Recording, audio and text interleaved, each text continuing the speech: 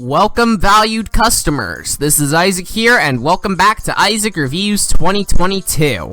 In the realm of adult animation, Bob's Burgers is one of those shows that's relatively well known, but doesn't really have the same impact as other shows like Family Guy or The Simpsons. In preparation for this review, I watched a few episodes of the show on Hulu, and it's a pretty fun and enjoyable show. But I've only seen some of it, so I wouldn't say I'm the biggest fan out there.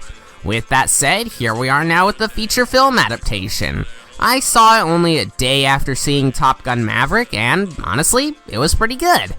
So this movie centers around a giant sinkhole appearing in front of the titular restaurant while Bob and Linda are in financial trouble due to an overdue bank loan. And while they try and find a way to pay back the bank before they repossess the restaurant, Louise, Tina, and Gene discover a dead body in the sinkhole that could lead to a much bigger story.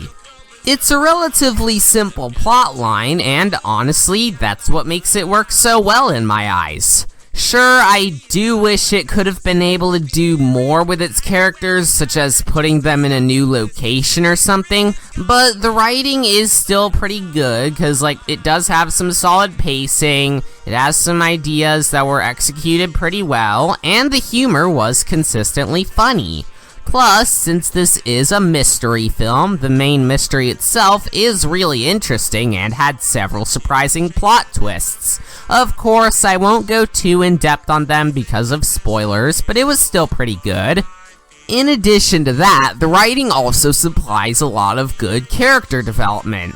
Now, I guess I should mention that one of my favorite aspects of the show is that, unlike a lot of other adult animated shows where the characters are mean and nasty just for the sake of being mean and nasty, the Belchers have a pretty strong bond despite their normally deadpan attitudes, where you can tell that they genuinely care about each other and want each other to succeed. And that's definitely apparent in this film, which is really nice. I also liked the development given to the Belcher kids and the way their arcs were handled, such as Tina's crush on Jimmy Jr., Gene's passion for music, and Louise's insecurities regarding her maturity. Again, I don't want to spoil how they play out, but they were executed really well, and I liked how they impacted the story in one way or another. Also, I guess I should talk about the songs since this is kind of a musical. I'm not entirely sure though, since there were only 3 main songs in the movies, 4 counting either the credits song or a brief reprise of an earlier song, but I still liked them. I do wish there could have been another song or 2 in the film, but the songs were still fun to listen to, especially the first one. Oh yeah, I guess I should also bring up the animation, since this is actually Disney's first fully 2D theatrical film since Winnie the Pooh in 2011. Granted, it's probably Disney's most forgotten film to date, but whatever. I guess this is where I'll have to be a bit critical, since the animation, like plenty of other theatrical adaptations of TV shows, does simply look like an episode of the show with a slight glow-up. But that's not to say that the animation was bad or anything. Far from it, actually, since it was relatively smooth and colorful. The animation is especially fun during the musical numbers and the climax towards the end, where it really does seem like the animators were going all out with the materials they were given, and it works. Plus, it is nice to see some more theatrical 2D animation for a change, as those sort of movies are becoming increasingly rare nowadays, and the only recent theatrical film to make prominent use of 2D animation was not very good. Hopefully this can encourage Disney to make more 2D movies, and if this and their previous 2 2D movies are anything to go by, maybe they shouldn't release them so close to major blockbusters that would basically beat them to a pulp at the box office. Anyways, in conclusion, the Bob's Burgers movie was a fun and enjoyable adaptation of a fun and enjoyable show.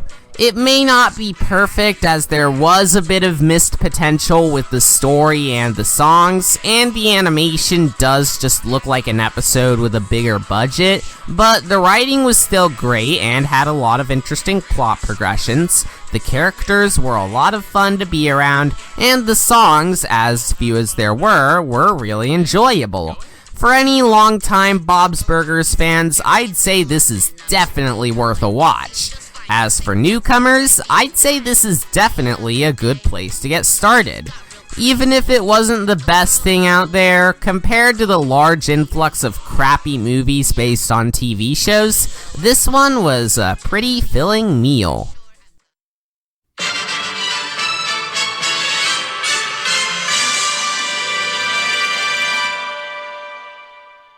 Well, that was a nice review, but I just want to get this over with, and I haven't even prepared a script for this last part, so, yeah, but anyways, next time I'm going to be reviewing Jurassic World Dominion. I'm not holding out too much hope for it because 1, Fallen Kingdom was absolute garbage, and 2, the plot of dinosaurs and humans coexisting sounds completely stupid, so maybe it can be good, maybe it'll be terrible, I don't know, but yeah, I'm not holding out too much hope for it. Yeah, anyways, thank you for your patronage for this review, subscribe and what have you, and follow my other social medias, and, yeah, thanks for watching. Bye!